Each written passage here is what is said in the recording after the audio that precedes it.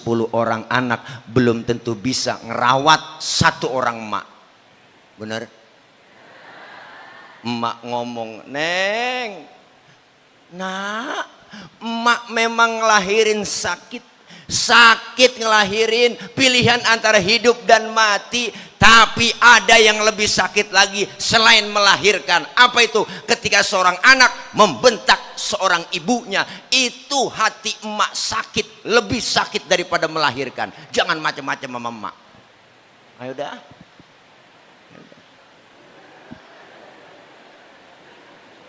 Emaknya sayangnya luar biasa. Yang namanya emak punya anak kecil tengah malam nangis, yang bangun emak lagi enak-enak makan, anaknya nangis, dia tinggal makanannya. Apa yang dilakuin? Dia lihat, ya Allah, anak gua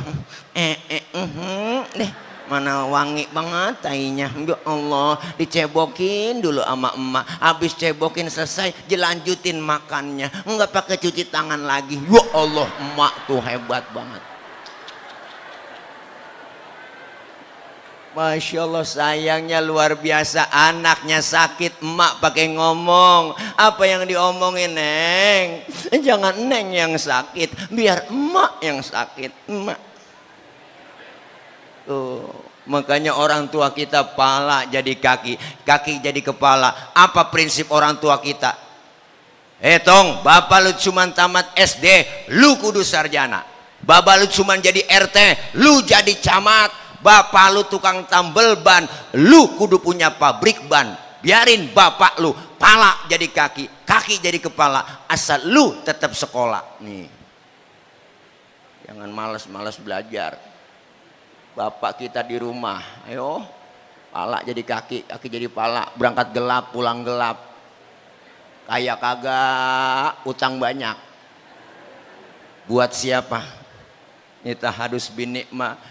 Babe, almarhum bapak saya itu mondokin saya dulu. Ya Allah Bu, ternyata ketika liburan sekolah, liburan mondok, pulang mau balik ke pesantren, kita ngomong, Mbak, besok udah waktunya balik ini ke pesantren. Ya dah, kapan? Pagi, Mbak. Ya udah, tungguin. Ternyata bapak dari pagi berangkat keluar, pulang zohor. Besok aja ya Tong ya, pulangnya, kalau enggak ntar sore ya. Pergi lagi, ternyata kita nungguin, pergi lagi jalan, ternyata nyari duit. Akhirnya ibu nyari duit buat pinjaman pulang, balik ke pondok, sampai segitunya. Kenapa? Karena emak bapak kita ngomong prinsipnya, lu anak gua jangan sampai kayak gua. Nih, jangan macem-macem sama orang tua. Ayo dah, ayo dah.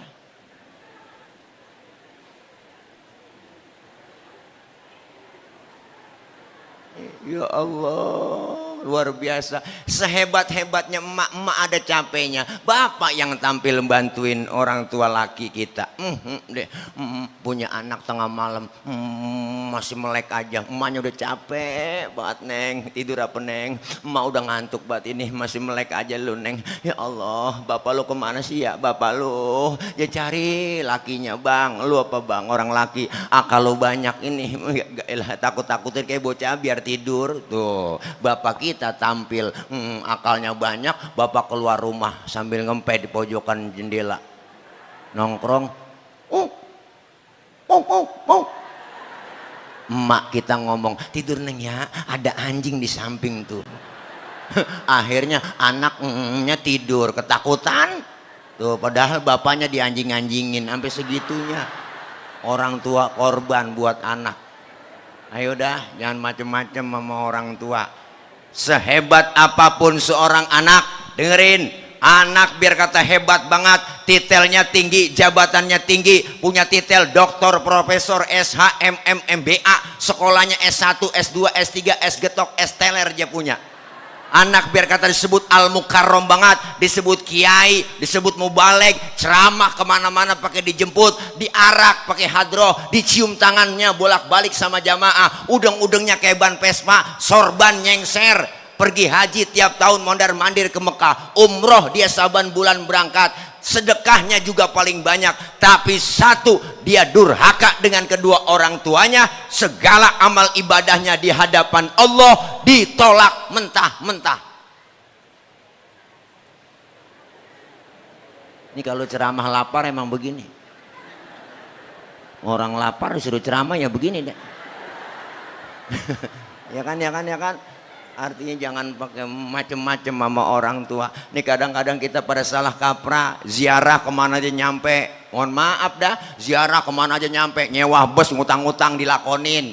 Ya kan, ya kan. Ke Keramat Anu motong kambing sampai 5. Wah, emaknya masih hidup, boro-boro dipotongin kambing. Ayam yang udah telok, yang berak kapuran, boro-boro dipotongin, najong banget dah. Ustadz ngedoyan ziarah, lah saya juga doyan ziarah, tapi sebelum ziarah kemana-mana emak sama bapak dulu, benar? Nih jangan macem-macem orang tua. Ayo dah, lihat orang tua dulu, didik anak, agamanya mantep, akidahnya kuat. Ingat jadinya sama orang tua, jangan harap nanti kita semua meninggal dunia didoakan sama anak keturunan kita, kalau sekarang aja kita nggak mau doain orang tua kita yang sudah meninggal dunia. Ayo jangan macem-macem. Ayo.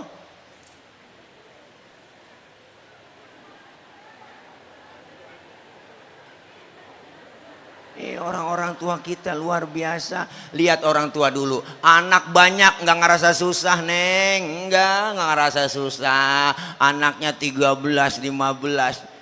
Semuanya bisa ngaji, bisa baca Quran, luar biasa. Makanya saking kebanyakan anaknya, akhirnya yang bontot kesian banget.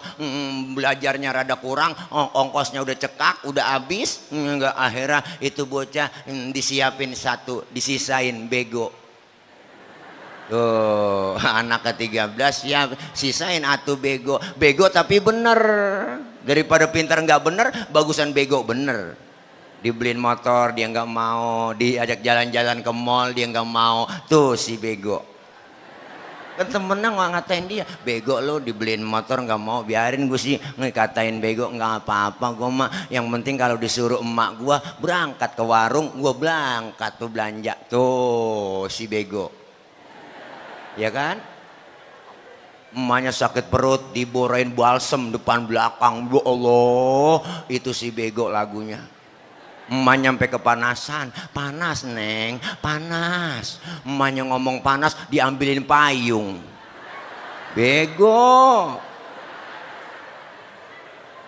Tapi bisa ngaji, bisa baca Quran. Pas emaknya lagi sakaratul maut, dia baca Yasin tuh, Yasin wal Qur'anil Hakim, innaka laminal mursalin. Si bego. Daripada anaknya yang keluar negeri, sekolahnya di Amerika, di Jepang, nggak bisa baca Quran, nggak ngerti agama, disuruh ngaji datang, gue nggak mau ngaji, nggak bisa gue, ngaji, itu emak lagi sekarat, akhirnya dia ngaji pakai terjemah, ya kan, terjemah tulisannya Latin dari kiri ke kanan, Yasin, A-nya banyak, I-nya banyak, ya Asin, ya Asin, emaknya kagak jadi mati, matanya langsung mendelik. Emaknya ngomong lagi, tambahin air, dia kira sayur kali, ya asin aja.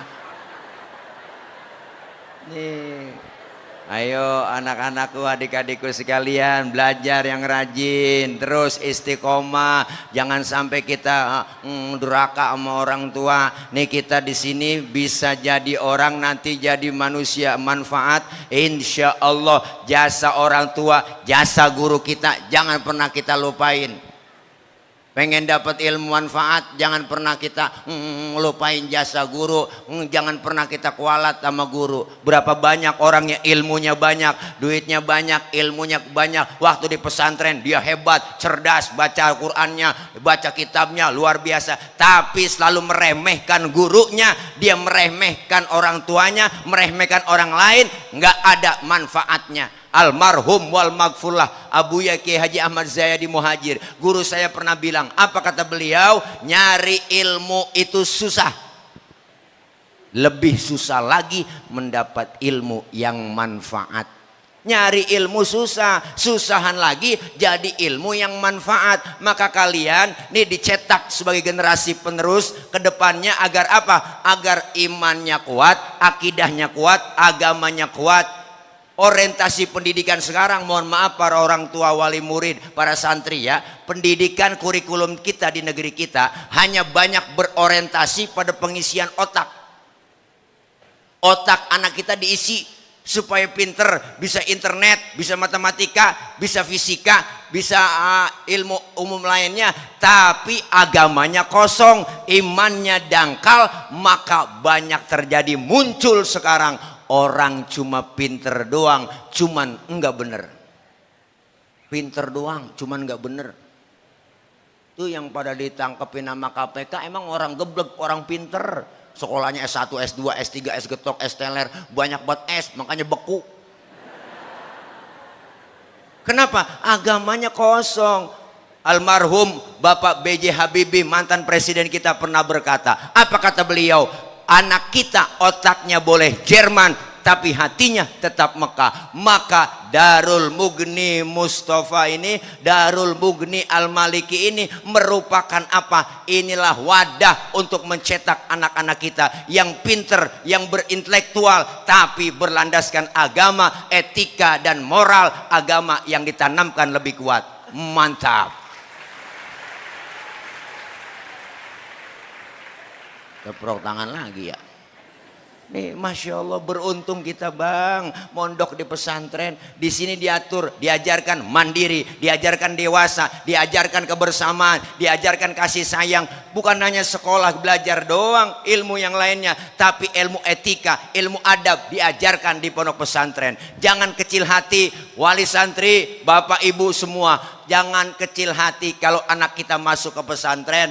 Jangan pakai ngomong, Ustadz, anak saya masuk madrasah, ntar keluar jadi apa? Jadi orang.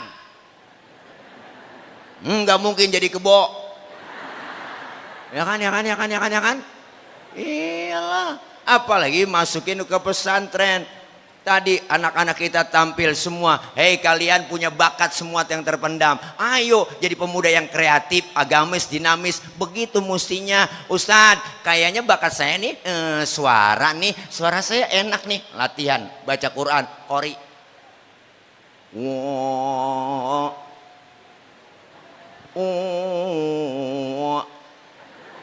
Qori lah zaman audisi. Silakan latihan terus.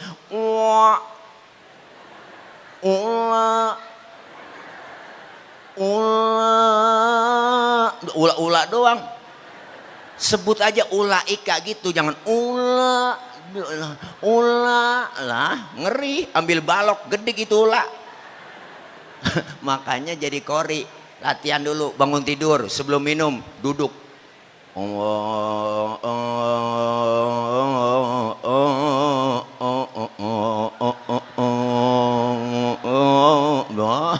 Kaget kata emak kita, ngapa tong lu diantup kalau jengking?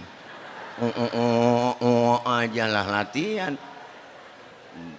Pak Ustadz, saya kan kayak bakatnya di pidato ini, latihan pidato, audisi, muhadharah luar biasa. Dulu Bang Tila ini latihan dulu kalau mau ngikut lomba pidato di depan kaca latihannya. Wow. Assalamualaikum warahmatullahi wabarakatuh. Hadirat hadirin, hadirat hadirin, hadirat hadirin, celana melorot benerin, begitu latihan dulu. Hadirat hadirin, hadirat hadirin. Wah, kalau santri keluar dari pondok pesantren Darul Mughni Al-Maliki jadi orang yang sukses, terus dia Allah kasih jalan jadi pejabat, sambutannya juga enak. Kalau pejabat yang ngaji, yang ilmunya ada, yang jebolan pesantren, paseh, assalamualaikumnya aja paseh, assalamualaikum warahmatullahi wabarakatuh. Bu, pejabat. Coba yang gak ngaji, bu, sambutannya parah, beri salam aja juga nggak paseh. Assalamualaikum warahmatullahi wabarakatuh. Lah, assalamualaikum warahmatullahi lah, latihan. Assalamualaikum aja juga macam-macam. Ada assalamualaikumnya qori, ada assalamualaikumnya penceramah, ada assalamualaikumnya guru, ada assalamualaikumnya yang lain. Assalamualaikum nih, kalau qori beri salamnya nggak kencang-kencang. Assalamualaikum warahmatullahi wabarakatuh. Begitu doang qori. Mau balik lain lagi. Assalamualaikum warahmatullahi wabarakatuh. Begitu. Ada yang assalamualaikumnya nggak jelas. Assalamualaikum. Assalamualaikum. Assalamualaikum. Belum makan Pak. Assalamualaikum. Beda-beda, makanya kita diajarin semuanya. Nih haul yang kita jalanin, kita bikin kegiatan malam ini. Almarhumin wal marhumat girang dapat kiriman doa. Itu yang pertama. Yang kedua, manfaatnya haul apa? Bermanfaat buat orang yang datang haul. Nih kita semua yang hadir, baik yang online maupun offline, ada semuanya. Ini kan ada yang hadir in, ada hadir out. Di dalam sama di luar, hadir in sama hadir out. Ya kan? Ya kan? Ini semuanya kita hadir di sini, girang dan gembira. Kenapa? Bisa mengingat kembali apa yang telah ditanamkan oleh guru-guru kita, ilmu-ilmu yang telah diberikan kepada kita. Beruntung orang yang datang diingatkan kembali kita bahwa kita semuanya yang hadir di sini pasti bakal nyusul seperti almarhumin wal marhumat yang dihaulkan pada malam ini. Nih kita semua calon-calon jenazah. Jangan kita ngerasa muda, Pak Ustadz saya masih muda, jauh sama mati. Enggak, mati mengacak. Iya, kadang-kadang neneknya seger, cucunya berangkat duluan. Ya kan, ya kan? Iyalah, banyak kadang-kadang yang muda berangkat duluan. Bahkan Rasulullah bilang umur umatku rata-rata di atas 60, di bawah 70. Contoh Nabi kita Muhammad jatah cuma 63. Berarti rata-rata kita jatah umurnya 63. Maka yang malam ini sudah 62 tahun 11 bulan. Harap makan yang enak-enak. Wah, sebulan lagi. Syukur-syukur dapat bonus. Ya kan, ya kan?